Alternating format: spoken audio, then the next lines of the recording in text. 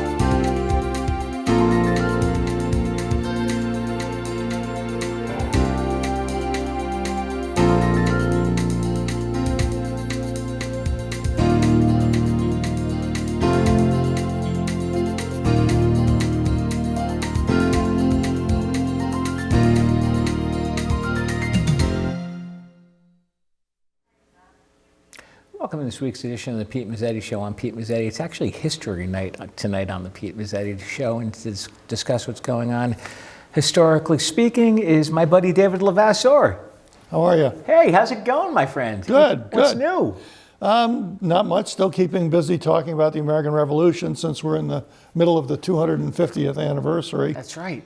So we've been giving talks. I did 2 this year, 1 in Clinton and 1 in Killingworth. And Okay. we'll be doing 2 more next year. And God willing, and the creek don't rise, 2 more the year after. And, How are they going? they're going really well.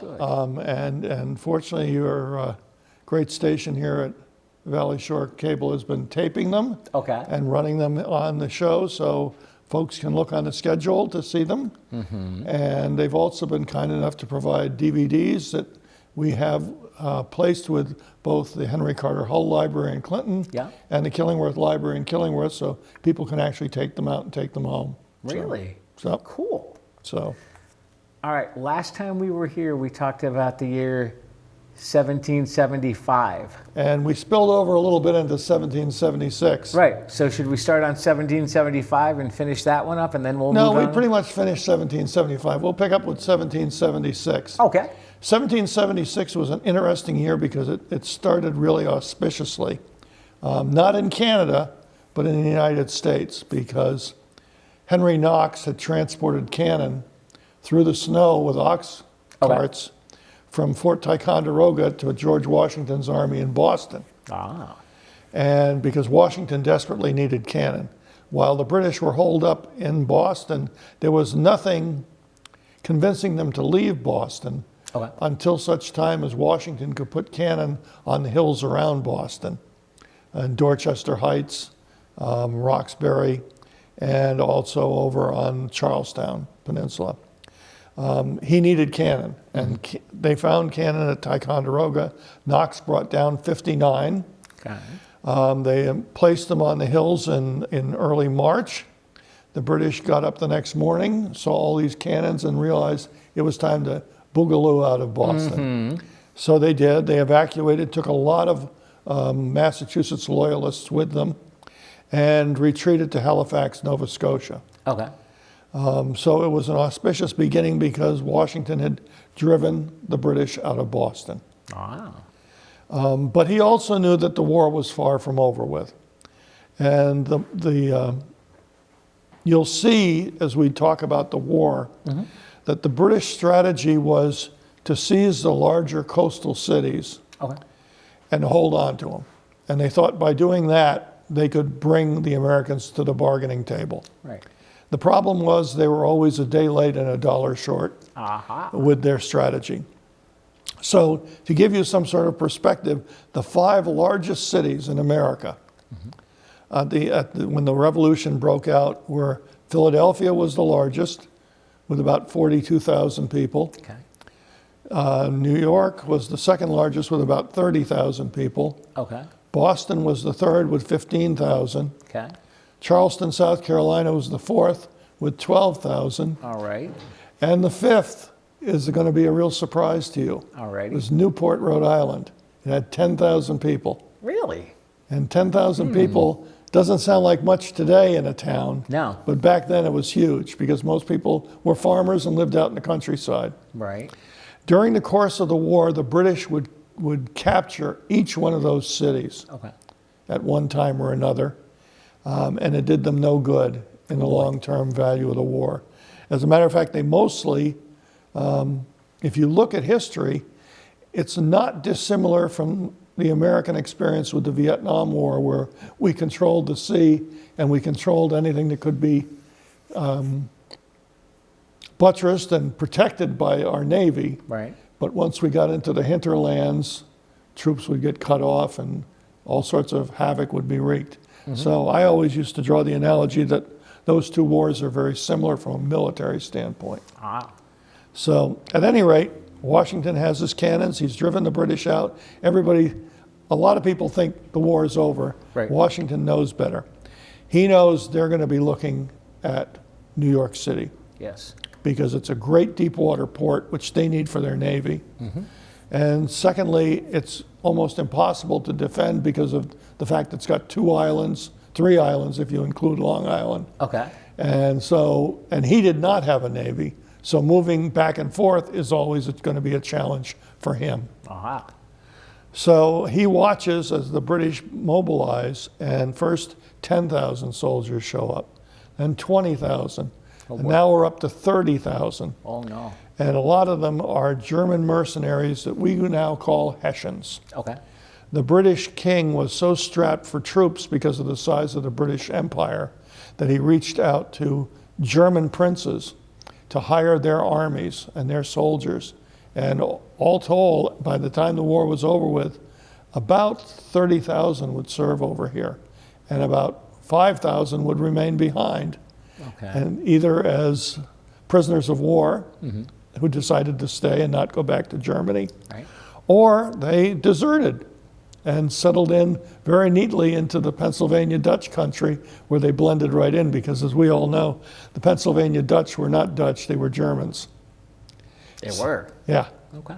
so Deutsch is the word for German, for Germans in German. Okay. But the Americans didn't realize that, so they anglicized it to Dutch, and they were known as the Pennsylvania Dutch, even though they were Germans. Aha. So Washington now knows that the British are going to center on New York. Right. And that campaign becomes a disaster because his standing army is very small. As we discussed in the first program, Yes. at that point in the war, you only had troops for a year. Okay. They would come in the spring, they would leave in the fall. And so he only had a hardcore Continental Army of maybe 10,000 men. So he relied heavily on militia from Connecticut, from New York, from New Jersey, from the other colonies to buttress his army and to make it larger. The problem with militia is they're not trained. Right.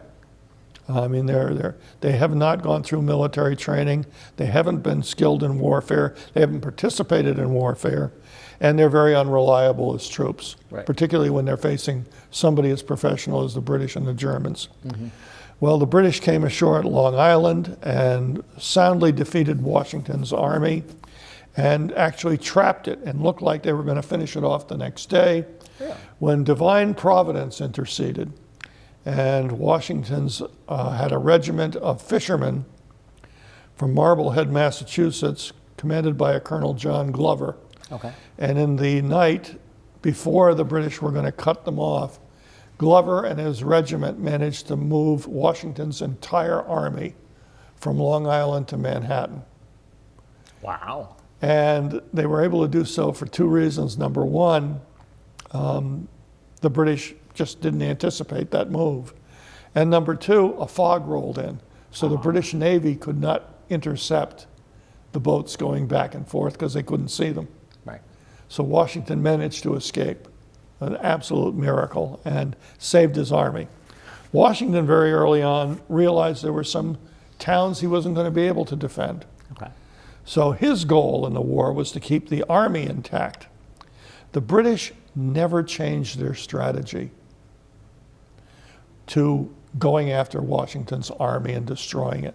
They kept focusing on taking cities and basically staying in them as captors during the war. And they would learn repeatedly that you're not going to control the interior part of the United States if all you do is sit in coastal cities. Mm-hmm. So anyway, Washington fights again and again and again, and he's beaten all the times. And finally, what's left of his army, and he retreat into New Jersey and cross the Delaware River as winter is setting in. The disparate parts of his command keep joining him, and it looks pretty hopeless for the revolution. Even though they've declared their independence, they haven't won it yet. But Washington turns the tables, and on Christmas Day, 1776, he leads his troops across the frozen Delaware River and attacks Trenton. And the amazing thing is that he captures virtually the entire garrison, except for those killed and wounded, and he only loses less than a dozen men. Oh, wow. Only 2 dead, and they froze to death on the march. So wow. They weren't even killed in battle. No. He retreats across the river and then fights at Princeton a few days later, and he's under a rush to do this because his troops' enlistments run out the end of the year. Ah. He convinces them to stick around for a few more weeks, and that's how he's able to do Princeton.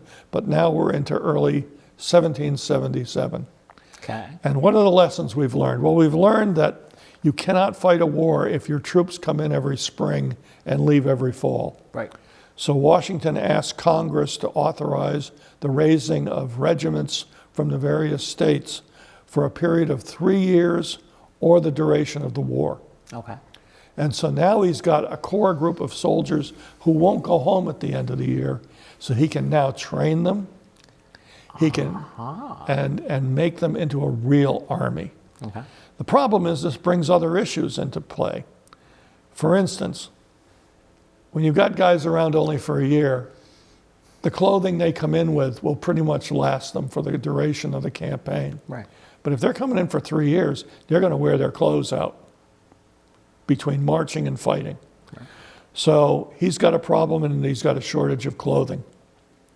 Number 2, he's got a large enough army, he's got to feed them all winter long. He's never had to do that before. Exactly. So now he's got to come up with a way to make sure they get fed. Mm-hmm. And finally, even though he's got them for 3 years, he still has to get them trained properly. All of those become goals during the course of the year 1777 and into 1778. Okay. So now we're into early 1777. The Americans have been chased out of Canada. We touched on that at the last discussion, because the British finally got reinforcements up there in a significant number that had chased them down into northern New York and down Lake Champlain. Okay. The only thing that stopped them was our old friend Benedict Arnold actually built a fleet on Lake Champlain. He did. And he didn't defeat the British fleet, but he gave them such a pounding that they turned around and went home for the winter. Because remember, in the 18th century, people did not fight during the winter time. Washington was an exception. Right. With Trenton and Princeton. That's right. But the British didn't. They basically holed up and just kept their troops warm and fed and waited until spring. So when the British finally got into Lake Champlain and did defeat Benedict Arnold's fleet, they realized it was really too late for a campaign at that time. It was like September, October. Okay. So they retreated to Canada. And so Arnold actually bought us a year. By the next year, they had enough of an army that British General John Burgoyne came up with this approach. He said, New Englanders are the real problem in this revolution. And if we can separate New England from the rest of the colonies, the war will be over. So he put together a strategy with a 3-pronged attack. He would come south from Canada. Colonel Barry St. Leger would go down Lake Ontario and come down the Mohawk River with a smaller force. And then the third force would be some of Sir William Howe's troops from New York coming up the Hudson River. And then they would all meet at Albany and by then figure out how to cut off New England. Well, the plan went bust almost from the beginning, and it was really poor planning because at the same time the British War Department approved Burgoyne's plan, they had just previously approved a plan from Sir William Howe, who said, well, instead of going up the Hudson, I want to go capture Philadelphia, which is the rebel capital. If I capture that, the war is over. Right.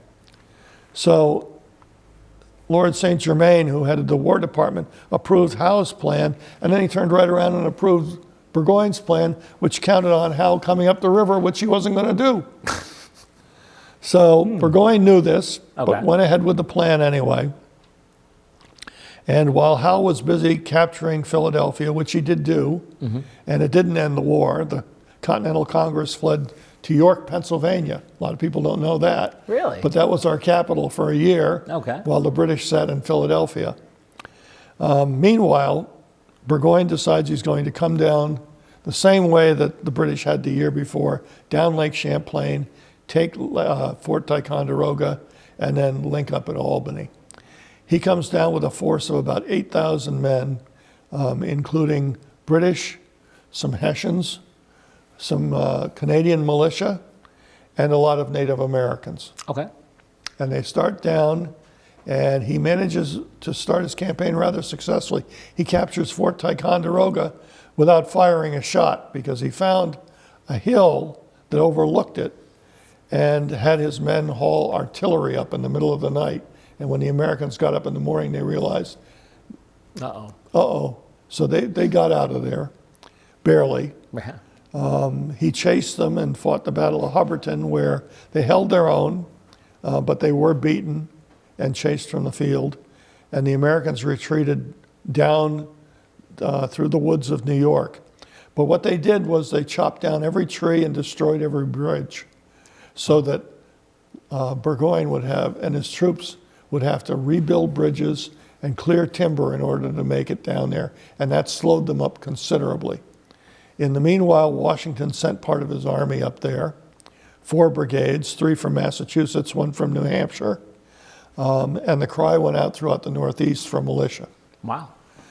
And so as Burgoyne is coming down, he loses some men at Hubbardton. Okay.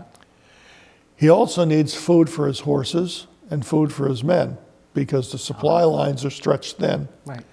So he hears that there's a large supply of both at a little town in Vermont called Bennington. And so he sends about 2,000 Hessians to Bennington to seize these stocks.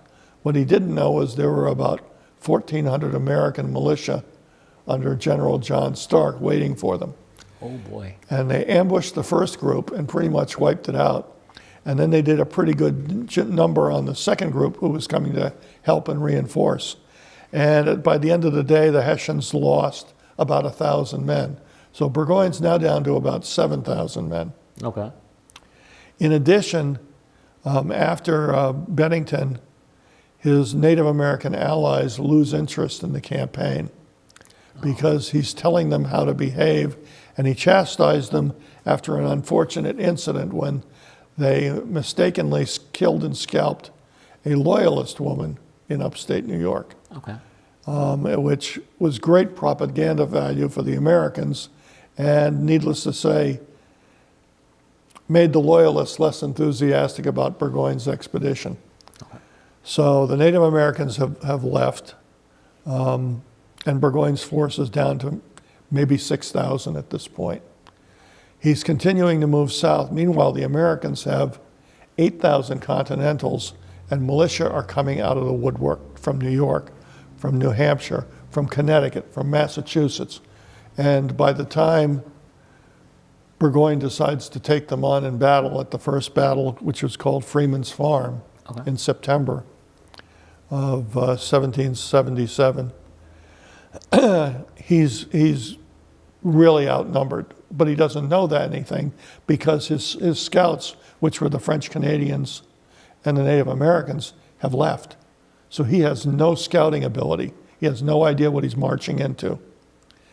And Benedict Arnold leads an attack, which is largely ineffective, but it bloodies Burgoyne's army again, and he loses another 500 men. Oh no. So now he's down to maybe 5,500. And so in October, he decides he's going to do one last attack to try to get to the American positions, which he's not even sure where they are. And so he launches a three-pronged attack. Benedict Arnold leaves his tent after being directly ordered to stay out of the battle by the commander, Horatio Gates, and leads a charge against two British positions. He fails against the first, but he succeeds against the second. And just as he and his troops take it, he is wounded with a shot through his leg that kills his horse. And as if his wound isn't bad enough, the horse falls on his injured leg. Oh, no. And he's carried from the battlefield.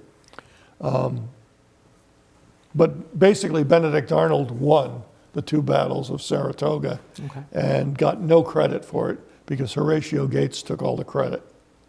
And Benedict Arnold was so badly wounded they wanted to amputate his leg, and he wouldn't let them.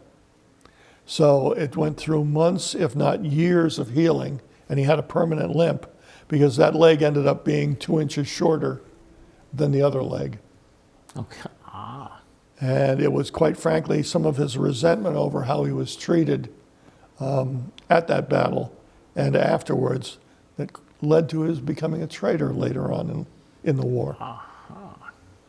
But at this point, Yes. Washington is now fighting desperately to hold back the British taking Philadelphia. And he fails at the Battle of Brandywine. They take Philadelphia, but he challenges them one more time at a battle called Germantown. And it was an incredible plan, probably too sophisticated for the Continental Army to carry out, but it called for 4 prongs converging on the British at once. And believe it or not, 3 out of the 4 did. Really? And they did a pretty fine job driving the British back, except that some British took refuge in a stone house owned by a gentleman named Chew, who was a loyalist. And Washington, while a brilliant strategic commander, wasn't trained tactically.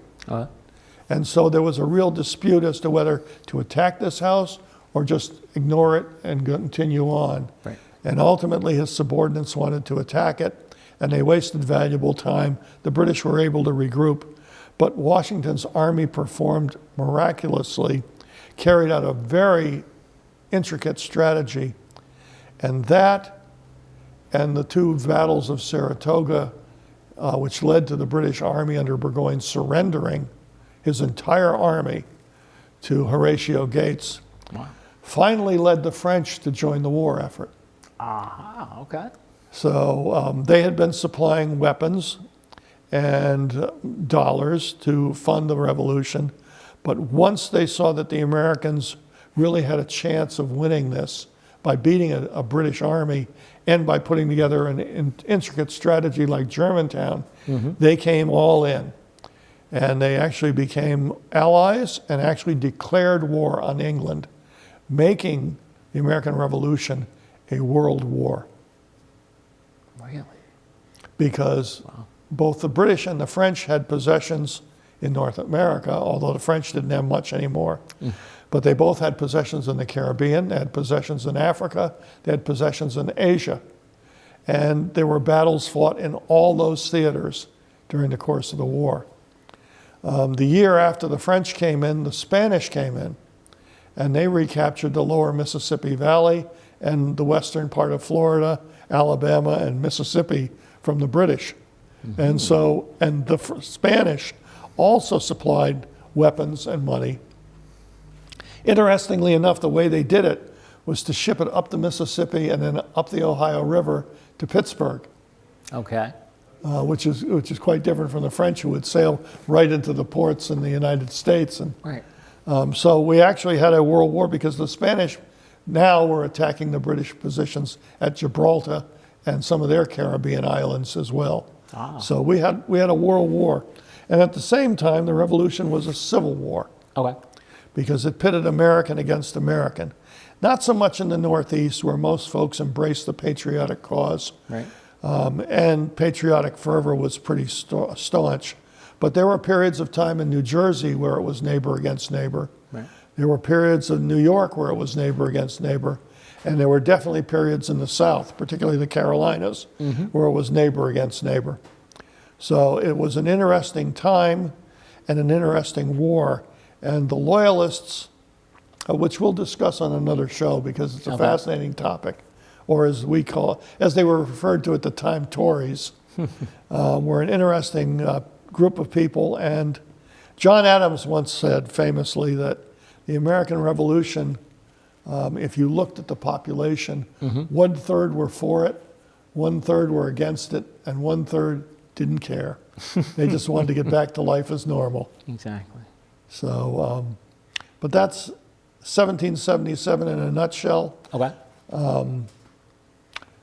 But before we move on, we're about to go into a break, so would you mind sticking around? Not at all. All right, we'll be right back. Better Business Bureau is warning residents about Eastern Transportation and Rentals, a Coventry-based company accused of taking money for airport rides and never showing up. 24 travelers say they prepaid for rides to Boston Logan and JFK airports through owner Mitch Cloder, but were left stranded and out hundreds of dollars. Some say they were promised refunds that never came. The Connecticut Department of Transportation confirms the company does not have a valid livery permit or business license. Police in multiple towns have issued arrest warrants for Cloder. Now, if you need a ride service, always check a company's reputation at bbb.org. Ask to see their permit and insurance and avoid paying through peer-to-peer apps. Use a credit card instead. It offers more protection if something goes wrong. Don't let travel plans turn into trouble. Report scams anytime at bbb.org/scamtracker.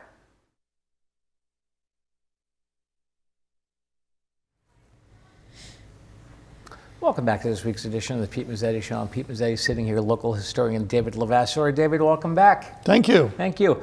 All right, so we are going to take a look at some photos right now. So let's take a look at some photos, and maybe if you can tell us what we're looking at. Sure. This is a picture of Benedict Arnold leading the American forces at the Battle of Saratoga. Okay. And you can see the ferocities. He's on horseback, one of the few officers who is. And in both battles, he was at the forefront leading American troops. They blunted the British attack in the first battle, and in the second attack, they actually took a couple of British fortifications. Okay. This is a map that shows Henry Clinton, who was left in New York with some British troops, finally decided to send some troops up the river, not to link up with Burgoyne, but to cause a little pressure to the Americans. So he attacked two forts on either side of the Hudson River. After he attacked them and held them for a short period of time, the British left and the Americans took them back. So it was too little, too late. Too little. He did this in early October, so Burgoyne had already lost the first battle, and he was getting ready to fight the second. And by the time he even found out about this, it was just too little, too late. Too late. All right. This is what most people viewed the militia as looking like in America on the verge of the revolution. You'll notice some guys don't even have guns. And that was true in some of the militia groups around the country, not so much in New England. New England was familiar with militia, and everybody was required to have a firearm. So, but this is how they would have looked perhaps in the South or in the middle colonies. And this, of course, is Washington at Valley Forge. We'll get into Valley Forge when we come back. Because Valley Forge is a seminal event for a whole host of reasons. But this is the winter time at Valley Forge, and Washington is watching his men march into the accommodations. And then this is Baron von Steuben. He was a Prussian officer who claimed he was a baron and claimed he was a general. He really wasn't. Oh, no. Oh, no. He had been pretty high ranking in Prussia, but was forced to leave. And he came over here to the Patriot side. And he was a great drill master. He's the one that finally trained the soldiers to fight like an army. Really? And he did it during the winter at Valley Forge, which were challenging conditions at the time because the men were hungry, they lacked clothing, they were freezing, and disease was rampant. But the way he did it was ingenious. He trained the officers of each of the regiments and then sent them back to train their men.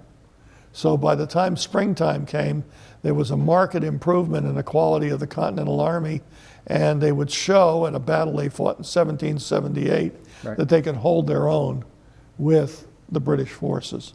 The interesting thing about Valley Forge, and we'll talk about that a little bit, is there were 8 men from Clinton and Killingworth who died at Valley Forge.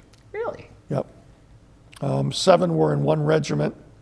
The other fellow had joined a different regiment and passed away, all from disease, from what we can tell. Wow. So, and this is the surrender of Burgoyne to General Gates at Saratoga in October of 1777. This was the seminal event that really convinced the French to come into the war on our side and pledge not only weapons and money, but their army and their navy too, which would become absolutely critical in campaigns to come. And then I threw this in because it's kind of a neat piece, in case your viewers have never seen this before. Okay. This is the first map of the United States. And it was printed in 1783 by a fellow who was from Clinton, named Abel Buell. Abel was a silversmith, an engraver. He actually minted coins for the colony of Connecticut, state of Connecticut at one point, and for the federal government. He was a jack of all trades. And the sad thing was he died in an almshouse in New Haven in 1822. And one of the things we're trying to do now is several of us are trying to track down where he's buried, because no one knows.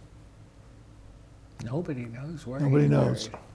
There's like 2 or 3 possibilities, so we're in the process of narrowing that down. Okay. But if you'll notice, a lot of the states go all the way to the Mississippi River, including Connecticut. And that was based on their colonial charters from the King of England, who gave most of them license to have a similar width of land going all the way, believe it or not, to the Pacific Ocean. Okay. Even though they didn't know how far away that was. But Connecticut held on to a good part of its land. It ceded a lot to the federal government after the Revolutionary War, but it held on to a section of land in northeastern Ohio, which it called the Western Reserve. And it was settled by a lot of folks from Connecticut. And if you ever look at a map along that entire northern tier, in Ohio, in Indiana, and in Illinois, you will see towns with names remarkably similar to Connecticut towns. There's a New Haven, there's a number of others. Cleveland is probably the biggest city in the area that is settled in that Western Reserve area. But there are some other towns too. There's one called Twinsburg that's in the suburbs of Cleveland, which was founded by twin brothers from Killingworth.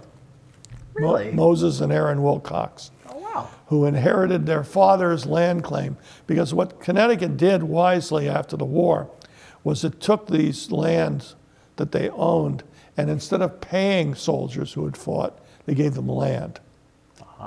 And so that would encourage them to settle out there, and it would also mean the state didn't have to come up with cash to pay these guys off for all the wages that they owed during the war. So I put this up there because it's of interest. Right. It's very rare. The last copy, or original rather, that sold at auction, sold I think back in 2014 for over $2 million. Ooh. There's only about 7 of them in existence, so. Wow. And this, a lot of folks think that the American Revolution was exclusively between white Americans and white Europeans. And it wasn't. There were a lot of Native Americans who fought. Okay. Most of them fought on the side of the British. Okay. But there were a number who fought on the side of the Americans. And this is a picture of one of the so-called Stockbridge Indians from Stockbridge, Massachusetts, who was a civilized tribe that fought in the war basically from Bunker Hill all the way up to toward the end of the war. They were massacred in a horrible battle in 1779 at Kingsbridge, and what was left of the troops after that battle went back to Stockbridge. They ultimately migrated to Wisconsin, and the tribe still exists out there. Really? The other tribes that sided with the Americans were the Oneidas from the Iroquois Nation and the Tuscaroras from the Iroquois Nation. Okay. The rest of the Iroquois pretty much sided with the British and did a lot of raids on the frontier and into Pennsylvania and New York throughout the entire war period. But I thought this would be kind of a neat picture because a lot of folks don't think about that. Absolutely. Just like folks don't think that there were many African American soldiers. And in reality, about 5,000 African American soldiers fought on the American side during the war. Wow. The interesting thing is about 10,000 fought for the British. And the reason for that, Okay. when the Royal Governor of Virginia, Lord Dunmore, lost control of Virginia, he offered freedom to any African Americans who left their slaveholding masters, if the masters were patriots. Right. And a number of them responded to that all the way through the war. And when the British settled in Manhattan, Manhattan just became a magnet Okay. for enslaved people leaving the South and the middle colonies. And by the time the war was over, there were about 10,000 in New York City who left when the British left. Okay. Wow. So, and this is a famous prison called Old Newgate Prison. It's here in Connecticut, Yeah. up in Granby. And this is where a lot of the Loyalists were imprisoned during the war. We talked a little bit about Loyalists. I find the Loyalists to be a fascinating subject because everybody assumes that everybody was in favor of the revolution over here, and they weren't. John Adams, as I said, famously said 1/3 were for, 1/3 were against, and 1/3 were just hoping it would be over with. The numbers weren't quite that dramatic in New England. In New England, more people were aligned with the patriotic side. And if they were loyalists, they were less likely to take active action, although a number went to New York and joined loyalist military units. Okay. And a number of others came back and recruited. One fellow, Moses Dunbar from, I believe, Wallingford, Okay.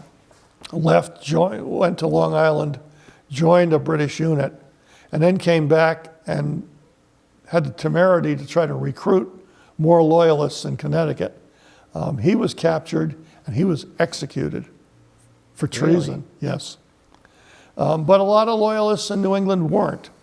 Some were simply confined until the danger was over and they were, quote unquote, rehabilitated or took the oath of loyalty to the Americans.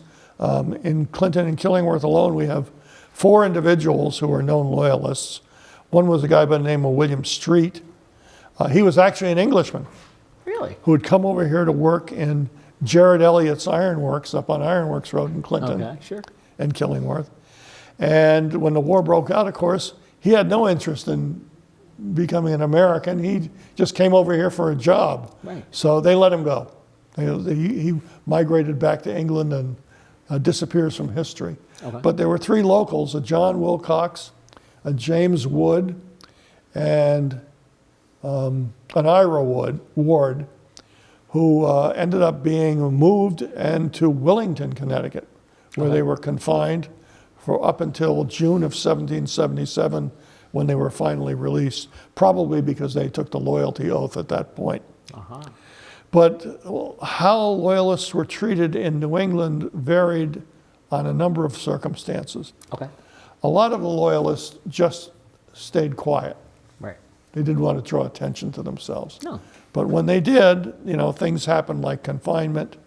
Their property could be confiscated.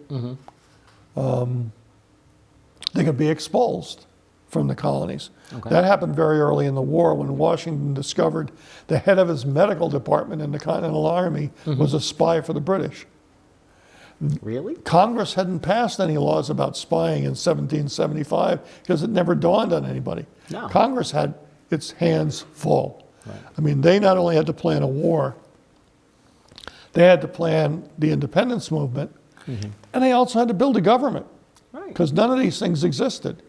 No. And so dealing with spying really wasn't high on their radar until this Dr. Benjamin Church was discovered to be writing to the British commander in Boston and slipping him messages and information about the disposition and size of American forces. Really? So they seized him, they convicted him, and they allowed him to migrate to the Caribbean. Okay. He left and died shortly after arriving there, probably from some tropical disease that he had no immunity to. And then the interesting thing was also a number of them were, if they were real repeat offenders, they ended up in a place like Newgate Prison. In other words, they would be confined, but they would still do activities loyal to the Crown. Right. And despite repeated warnings, finally they were imprisoned and put in Old Newgate Prison up in Granby. Right. But we also had some pretty interesting political prisoners here. Oh, yeah? Benjamin Franklin's illegitimate son was the royal governor of New Jersey when the war broke out. And he remained a loyalist. And he and his father only spoke briefly after that experience, late and many years after the war. But New Jersey removed him as governor, and they shipped him to Connecticut. And he was kept a prisoner in Middletown and in Wallingford for 2 years before he was finally released in a prisoner exchange and went to live in New York City, where the British Army held the city captive from 1776 all the way up to 1783. Okay. So that was the place of British power in North America during the war. And eventually he migrated to England, and he and his father briefly reconciled years later, but they never had the warm relationship they had prior to the Revolutionary War. Right. Franklin was an interesting fellow because he spent 20 years in England representing colonial interests over here in the United States, of the various colonies. And so when he came back here, because what happened was Franklin came into the possession of some letters of the royal governor of Massachusetts before the war. And he broadcast them and published them. And everybody traced it back to Franklin and knew he was the one who had the letters. And so in England, he was actually summoned to a committee where he was cross-examined, and they stripped him of all of his titles, and he came back to the United States. Well, when he came back to the United States, it wasn't a foregone conclusion that he was going to be a patriot. Right. So the citizens said, you know, he spent 20 years in England. His kid's the royal governor in New Jersey.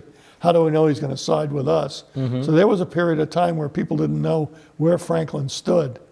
And so the fact that he came out and joined the patriotic side is nothing short of miraculous. And he was an incredibly talented and brilliant politician. So it helped us in the long run. But there were other people who were imprisoned as well. There was a fellow who was a Tory over in Niantic. Okay. And his house still stands. They still call it the Tory House. Really? It's on East Patagonia Road.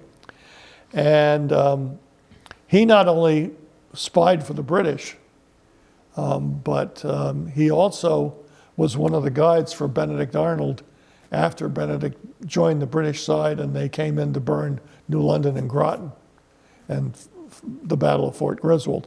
And this guy was one of the guides. And they caught him afterwards when he had more Tories from Long Island in his home. And they arrested him and they jailed him in Norwich and have ultimately expulsed him. And he migrated to Nova Scotia. Once he got to Nova Scotia, he begged Connecticut for permission to bring his tools of his trade up there and also to move his family. And both petitions were denied. Really? So years later, it is said he slipped back under cover of night and lived anonymously in Niantic, where he finally passed away years later. That man's name was Elisha Beckwith. Okay. And the interesting thing about Elisha is he is my great-great-great-great-grandfather. Really? Yeah. Wow. So Cool. we have some local Tory blood still floating around in the neighborhood. Okay. So we've talked a little bit about that. Let's talk a little bit about 1778. Sure. And more about Valley Forge. Yes. Valley Forge was a critical part of American history, not only because of the harshness of the conditions. I mean, Washington had his men build huts, but they were short of fuel, they were short of food, they were short of clothes, and disease was rampant. Okay. One by one, he dealt with these problems. He managed to finally get food coming in because he put General Nathaniel Greene in charge of bringing in food. They went out and found enough wood to be able to build the huts and also to burn through the winter to keep them warm.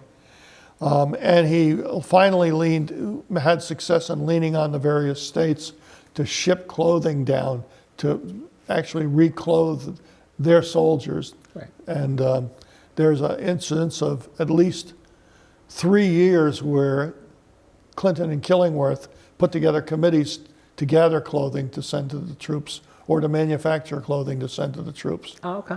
So we understood very early on that when you've got an army that's sticking around for more than a year, you've got to keep giving them fresh clothing because they'll wear the other stuff out.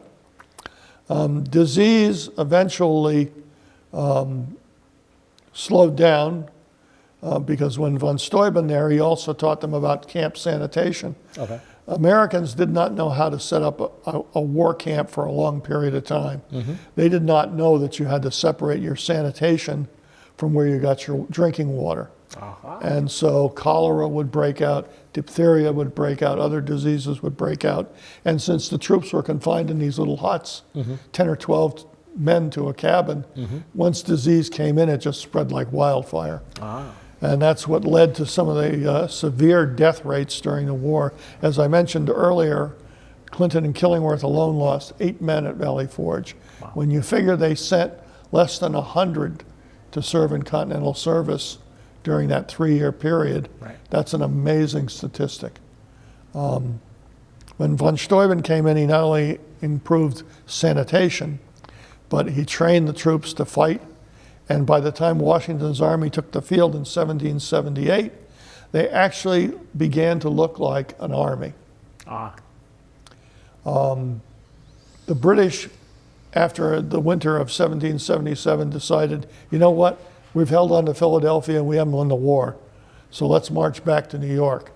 And so they marched back to New York, and Washington wanted to attack their rear guard at a place called Monmouth Courthouse. Okay. So he put together a plan and to determine to attack their rear. And his second in command, who had just recently been released by the British, he'd been captured in 1776 while dallying at a tavern instead of retreating rapidly like Washington had asked. His name was Charles Lee. And he insisted on leading the brunt of the attack. And he just had a complete breakdown in communication. His officers didn't know what they were supposed to do. He didn't communicate effectively, and his troops ended up retreating. And it was only for Washington showing up on the battlefield and bringing order that turned the day from a total disaster into a tactical victory that actually drove the British from the field for the first time during the war. Wow. And so the Battle of Monmouth is huge because it showed that all the training paid off. It showed that having a 3-year army paid off, as long as you kept them supplied, clothed, and healthy. Right. It was the last major battle in the North during the Revolutionary War. After that, starting in late 1778, the whole emphasis for the British moves to the South. Why? Because the southern colonies were extremely profitable because they ran on a plantation system. Right. And so slavery made the economy, and the economy made the British rich. So they wanted to hold on to that. And they figured if they couldn't win New England and the middle colonies, if they could at least hold on to the southern colonies and keep them under wraps, they would at least have a cash flow coming in, and they'd have the most profitable colonies. The Caribbean islands were even more profitable, which is why when France and Spain entered the war, and those two countries started fighting with Britain over various islands in the Caribbean, the British ended up having to shift a lot of their army and navy down there and away from the American Revolution in order to protect those colonies. So I can't emphasize enough the importance of bringing France and Spain into the war, because they really drew off British assets to fight in other parts of the globe, Right. and diminished what the British had for forces in North America. All right, so we have a little bit of time left. So, but before we move on to the next topic, we're going to be celebrating Thanksgiving here in a couple of days. Yes, we I are. understand we have a Thanksgiving story. We have a Thanksgiving story because Please tell. the woman who convinced Abraham Lincoln to make Thanksgiving a national holiday Yes. was named Sarah Josepha Buell Hale. Okay. Her maiden And I name, believe we have a photo of her up. we have a picture of her right there. Okay. Sarah was born in 1788 in Newport, New Hampshire. Now, Newport's important because it was one of the original towns that was founded and settled primarily by people from Clinton and Killingworth.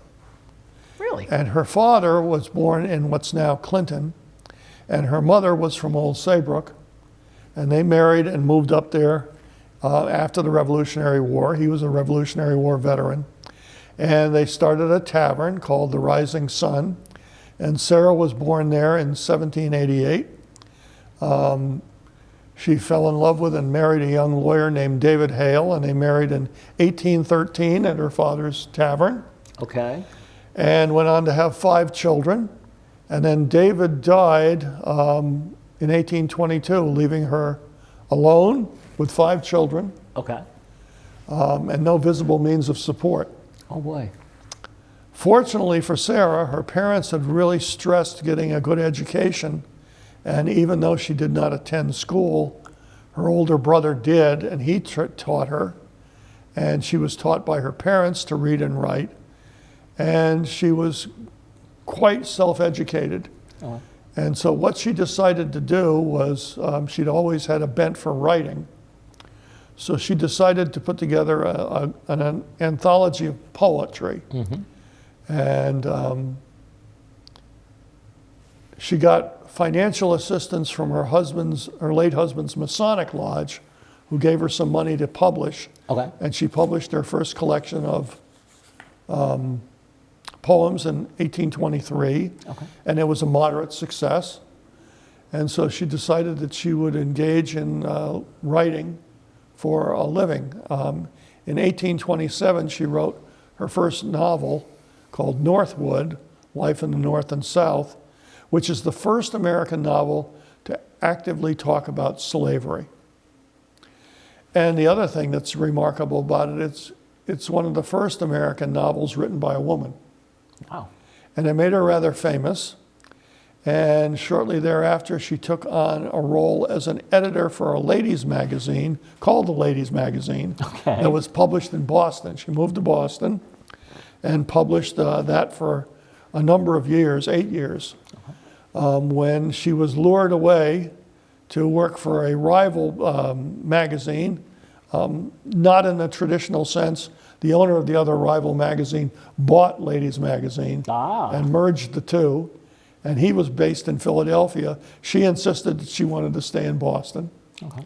And she did. And she served as editor of Godey's Ladies' Book, which was the preeminent women's magazine of the 19th century.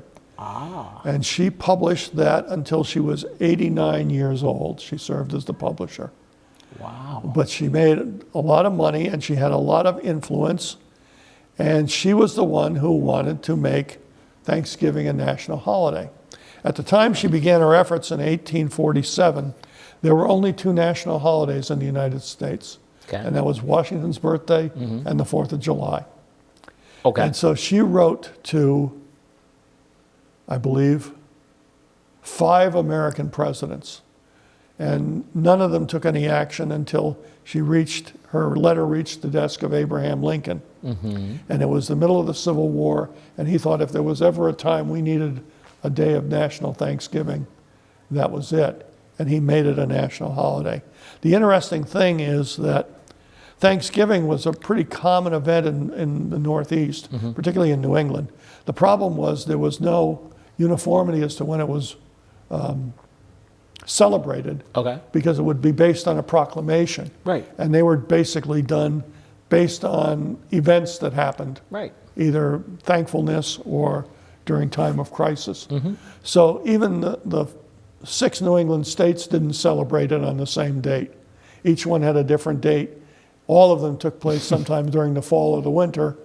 But she thought it was appropriate to have it a national holiday. It was almost unknown as a holiday in the South. Really?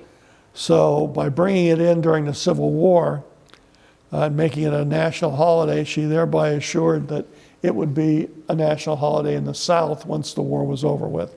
And it did. And it's been a holiday to this day. She was a remarkable individual. She was also very philanthropic. She took a large role in raising funds for the completion of the Bunker Hill Monument, that huge obelisk you see in Charlestown when you're in Boston, looking across the Charles River. And she also played a major role in raising money to salvage and restore Mount Vernon. Really? So she was, if you want to put her into context and get some sort of an idea how important she was sort of like a combination of Oprah and Martha Stewart. Gotcha. Rolled into one in the 19th century. And she lived to be 90 years old. Wow. And died in Philadelphia in 1879. Wow. But her roots were, her parents' roots were here in the shoreline. Wow.